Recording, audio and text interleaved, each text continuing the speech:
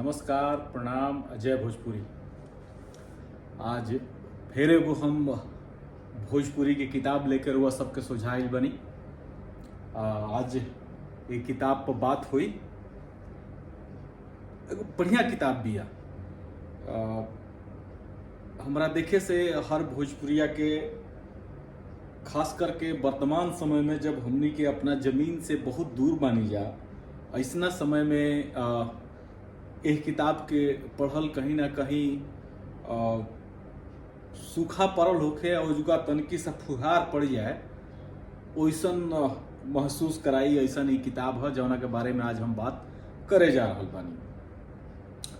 हमरा याद बा, सब केहू के मालूम होई, ओका बोका, तीन तड़ोका, लौआ लाठी, चनन काठी, चनना के नाव का, इजई बिजई, पनवा फूलवा, पुचुक।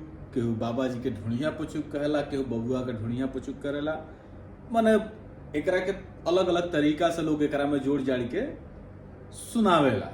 इ कब सुनावल जाला इ हमरा नहीं लागत कि केहू के बतावे के जरूरत बा। रुआ सबके मालूम होई कि इ बचपन में, लइकाई में घुघुआ माना खिलावत घरी इ कुल माई लो, फुआ लो, चाची लो, या लो, दादी लो, मैया लो, सुनाई लो। हम एगो वाकया हमरा याद पड़त हटे, जे दुबई के बात हटे।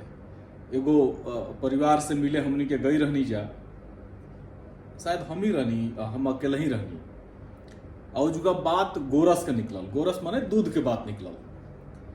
तो एगो होला, वही में केहू पूछ दिहल, एगो छोट बच्चा रहे कि गाय के फोटो कहीं पर, मैंने टीवी चलावत घरी वो गाय के फोटो आयल, तो वो लइकवा से केहू बतावल कि देखो, क्या तुम्हें पता है यह काऊ है और यह दूध देती है। वो लइकवा चट दे जवाब धलस, नो अंकल, यू आर रॉन्ग, दूध तो वेस्टजोन देता है।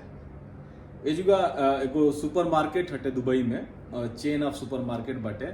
तो ओकर नाव वेस्ट जोन हटे, ग्रोसरी के सामान जोन बाटे, सुपर मार्केट टाइप के बात। कहे के मतलब बाटे कि ई एगो वाकया है, लेकिन एकरा के हो सकेला बड़ होकला के बाद वो बच्चा के मालूम पड़ जाए कि भाई दूध कहाँ से आवेला। खैर, अब किताब के बात होके, ये किताब के हम चर्चा भी कई जरूरी समझता नहीं कि 2-2.5 साल पहले जब बेटी के भोजपुरी के किताबिन से तनी परिचय करावे के रहे, तो हम सोचत रहनी कि कौना किताब से उनका के परिचय करावल जाए, कौन किताब बेटी के दी पढ़े खातिर। हिंदी, अरबी, अंग्रेजी, फ्रेंच, ई कुल तो उनका स्कूल में चलते बाटे। हमनी से ठीक बा, भोजपुरी हिंदी में बात होता, अंग्रेजी में बात होता, बावजूद एक साहित्य से कुछ ऐसा चीज हमरा उनका के देवे के रहे कि ओकरा से वो शुरुआत करस पढ़े खातिर, माने एक तरह से बिगनर के। तो वो खातिर भी हमरा यह किताब उचित लागल, यह किताब हम उनका के दिले रहनी पढ़े खातिर, अब पढ़बो कैली। तो जौना किताब के आज हम बात करे जा रहल बानी, जौना विषय पर ई किताब बिया, भोजपुरी क्षेत्र में वो विषय के अथाह समंदर बटे। माने कोगो किताब लिखा जाई तब वो ई विषय जोन बाटे वो किताबिन में आटी ना। तो जौना किताब के हम बात करे जा रहल बानी, वो किताब के नाम हो खेल खिलाड़ी आ ओकर बोल। बाल साहित्य हटे। एकर लेखक संकलन केले बनी शारदानंद प्रसाद जी। प्रकाशक भोजपुरी साहित्य मंदिर है। प्रकाशन वर्ष 1971 हटे। ई ठेहा भोजपुरी साहित्यांगन पर ई किताब रुआ सबके पढ़े के मिल जाए। मने रुआ गूगल करब खेल खिलाड़ी आ ओकर बोल भोजपुरी साहित्यांगन, तो गूगल रुआ के सबसे पहले यह किताब दिखाई। यानी कि एक किताब के जोहल बहुत आसान बटे, रुआ आसानी से मिल जाई। रुआ सबके लैपटॉप, मोबाइल में, टैब में बाटे ये किताब बिया। बस रुआ सबके गूगल जाके यह लिखे के बाद खेल खिलाड़ी आ ओकर बोल भोजपुरी साहित्यांगन। ठीक, किताब कहाँ पढ़े के चाहिए? जैसे कि किताब के नाव से मालूम चलत बा, ई किताब भोजपुरी इलाका में बालमन के मनोरंजन, लइकाई पर मनोरंजन खातिर खेल कूद वाला जो खेल रहे वही से जुड़ल बिया। एह से एक किताब के पढ़त घड़ी रुआ ऐसा लागी कि एक किताब के हर वाक्य एक किताब में जौन खेल शामिल बाटे, जौन खेलन के एकरा में शामिल कइल गेल बा, उ राउर अंगुरी ध के आ रउआ के अपना संगे गाँवे लेके चल जाई या चाहे लइकाई में लेके चल जाई। मन पर आई कि मने रउआ कुछ न कुछ खेलन के जरूर खेल लो हो अपना लइकाई में। दूसर का बात, यदि रउआ कारणवश और बचपन आ बालमन माने भोला शहर में बहुत लोगन के जन्म भइल बाटे, गाँव नइखे रहल, गाँव के उ खेल कूद से ओकर परिचय नइखे, तो माने एक तरह से कहल जाओ तो गांव के अकवारी में जेकर पालन पोषण नइखे भइल ओकरा खातिर ई कुल खेल नया हो सकेला। बाकी जब एक खेलन के बारे में रुआ पढ़ब तो रुआ महसूस करब कि हाँ ऐसे ही होत रहल हा, चाहे गाँव होत हुई ऐसा है, माने कहीं ना कहीं गांव के एगो कनेक्शन रुआ से जोड़ सकेला। ई किताब भोजपुरी क्षेत्र आ समाज में बचपन के विकास खातिर होखे वाला मनोरंजन के बारे में बता रहल बिया। इस किताब के माध्यम से रुआ जब खेलन के जानम तो संभव बा कि जो इंडोर खेल बा ओ के रुआ आवे वाली पीढ़ी तक ट्रांसफर कर सकेनी। कहे के मतलब बाटे कि जब वो खेलन से परिचय हुई और मेमोरी रिफ्रेश हुई, रिबूट हुई, ओकरा बाद रुआ लागे कि जो रुआ घर में आस पड़ोस में बाल बच्चा बाड़ा सो ओकनी संगे वो खेलन के खेलल जा सकेला। खास करके जो इंडोर बाटे, जौना में बोले के बा, बतियावे के बाटे, माने आराम से जौना में खेले कूदे में दौड़े भागे वाला चीज नहीं है। और कुछ ना तो अपना लइका लइकिन के अतना तो बताइए सकेनी, जानकारी तो दिए सकेनी कि हमनी के लइकाई पर का खेलत रहनी जा, चाहे भोजपुरिया इलाका में हमनी के क्षेत्र में कौन कौन खेल जौन बा लइकाई पर होत रहे, ई बतावल एह से भी जरूरी बाटे। काहे कि आज के समय में वो कुछ खेल लगभग विलुप्त हो गइल बाड़ा स, चाहे बहुत संकुचित दायरा में ही खेलल जा रहल बाड़ा स। कार्टून और गजट आदि से अलग नया नया खेलन के बारे में जानकारी मानसिक विकास खातिर उपयोगी हो सकेला। होला का कि कोनो नया चीज बच्चन के लगे जाला तो ओकन के उत्सुकता बढ़ेला, तो ऐसे वैचारिक रूप से जौन बा लइकन के एगो मानसिक खुराक मिली ए खेलन के जानकारी हुई। तो एह में से बहुत सारा खेल विलुप्त हो चुकल बा विलुप्त होके के कगार पर बा, तो कम से कम वो खेलन के बारे में सैद्धांतिक जानकारी रुआ लगे रही और उस सैद्धांतिक जानकारी रुआ मौका मिली तो रुआ दूसरा के बता सकेनी, भले ओकर प्रयोग ना हो सके, बाकी ई तो जरूर हो सकेला कि हमनी के यहाँ होत रहे ई बात रुआ दूसरा संगे शेयर कर सकेनी।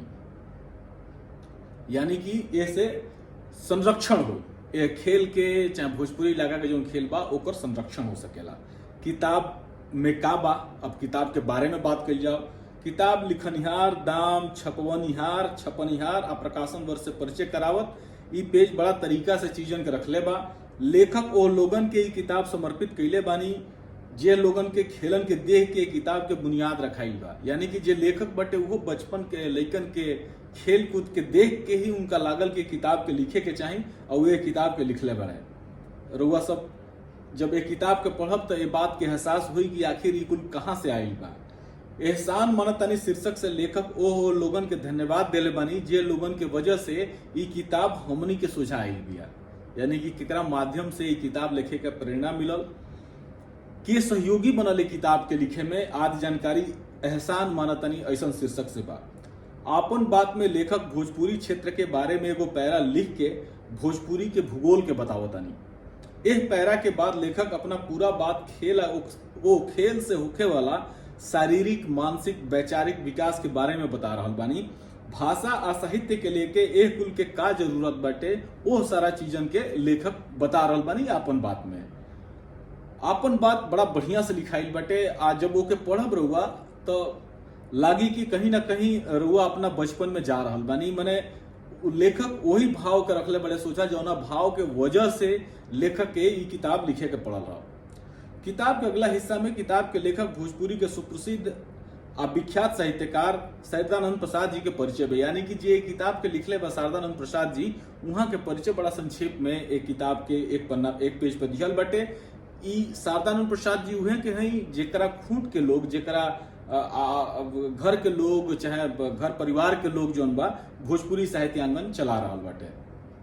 विषय सूची के शीर्षक एजा दिहल बा का कहाँ बा, मतलब कौन खेल कहाँ दिहल बाटे। पेज नंबर विषय सूची में ये दिहल बाटे, बड़ा तनी अलग तरीका के ई लागल हटे। यह विशेष सूची में 30 गो खेलन के सूची बा। ए सूची के हिसाब से जब किताब के पाना पलटब तो ओ खेलन के बारे में संक्षेप में जानकारी दिहल बा। कुछ एक पाना रुआ सब स्क्रीन पर देख सकेनी, हम शेयर कर देतानी खाली कुल जानकारी खातिर। रुआ सब किताब पढ़ब तो कुल सारा चीज मालूम पड़ जाई। हमरा मन पड़तटे मने ये किताब के देखे के बाद चाहे देखे से पहले हमरा ध्यान आवतटे नीले भैया फेसबुक पर एगो पेज चलावत रहनी भोजपुरी से जुड़ल। ओ पेज पर भोजपुरी इलाका में कतना खेल कौन कौन खेल होला वो से जुड़ल जोन बा वहाँ के एगो सवाल कैले रहनी, वहाँ के कुछ सूची देले रहनी। हमरा याद पड़तटे कि वो में कुछ 108-109 गो खेल जोन बा भोजपुरी इलाका में होला, ओकरा बारे में मतलब वो सूची बन के तैयार भई रहे। तो ये किताब मात्र 30 गो खेलन के बारे में बता रहल बिया। ये किताब के हम इंट्रोडक्टरी मानतनी, ये किताब के हम ट्रेलर मानतनी। भोजपुरी इलाका में खेल कूद में जौन होला ओकरा बारे में संक्षेप में ही बाटे, ओकरा बारे में ट्रेलर बाटे, पूरा सिनेमा ना हो सकेला कि ये किताब के जब रुआ सब पढ़ब तो ओकरा बाद रुआ सब के लागे कि अरे हौ खेल तो छूटल बटे, अरे हैसे होतर लटे हई नइखे दिहल। एगो और बात हो सकेला में कुछ खेलन के नाव रौरा बह में रौरा तरफ में कुछ अलग होखे, दूसरा जगह लेखक जहां से लेले बड़े एक खेलन के उजुगा कुछ अलग होखे। तो ऐसे बहुत टेंशन महिला के काम नहीं खे। खेल हो रहल बाटे, खेल रहल हटे, ई ज्यादा जरूरी बा। जब वो खेल के बारे में रुआ पढ़ब तो हो सकेला कि रुआ लागे कि अहो एकर नाव ई त ना होखे के चाहत लटे। अब जैसे हमनी के कुकुहा कु एगो खेल होतर लटे, ओल्हा पाती दोल्हा पाती वही के कहल जात लटे, तो 2 गो नाव ओकर रहल। तो ऐसे ही अलग अलग इलाका में अलग अलग नाव रहेला।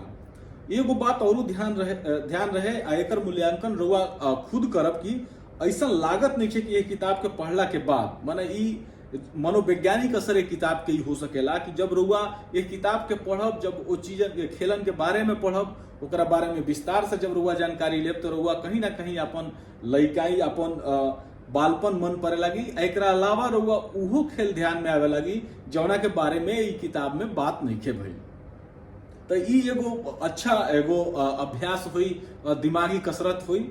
कहीं ना कहीं वो दिमागी कसरत जन बा रुआ के भावनात्मक तरीका से, अपना मातृभाषा से, अपना क्षेत्र से, अपना समाज से, अपना लोगन से, अपना जौन भूतकाल में जौन पहले हो चुकल बा, जौन इतिहास में दर्ज बाटे, जौन इतिहास लिखाई लिखे ओकरा बारे में एक किताब रुआ के याद दिला सके, रुआ के लेके जा सके। हम एक किताब के अक्सर कहली पढ़ले बानी, या बहुत सारा खेल एकरा में नइखे शामिल एक किताब में, बस मात्र 30 गो बाटे। बाकी हमरा जौन लागेला, जौन हमरा बुझात हटे कि ई किताब कहीं ना कहीं एक तरह से रिफ्रेशमेंट हटे। ई किताब रिबूट करेले रुआ के हम जैसे 44 साल के हो गए बनी, 45वां चलत हटे, लेकिन जब जब हमें किताब के पढ़े नहीं, आजो हम बात करता नहीं तो हमरा कुछ खेल याद पड़ता। हमरा याद पड़ता हमनी के राम जी यादव जी के सियानंद हमार दोस्त मित्र हवे, उनका यहाँ द्वार पर पकड़ी रहे, वही पकड़ी पर हमनी के ओल्हा पाती मतलब वह कुकुहा को खेली जा। और भी बहुत सारा खेल रहे, गोली डंडा से लेके बहुत सारा गोली वोली सब रहे। तो वो सब चीज ध्यान में आवे लागेला। तो एक किताब के पढ़ला के ई एगो फायदा बा कि हमनी के एक तरह से मेमोरी रिफ्रेश करे लगे। जो फ्लॉपी डिस्क से पहले के जमाना वाला जो मेमोरी रहे, अभी तो पेन ड्राइव हार्ड डिस्क का चलत रहे, चिप वाला चलत रहे, तो वो फ्लॉपी डिस्क से पहले वाला जो मेमोरी रहे वो मेमोरी में हमनी के चल जानी जा। बढ़िया किताब बिया, पढ़िए करा के। तो आज अतने इजाजत दी। प्रणाम, धन्यवाद, जय भोजपुरी।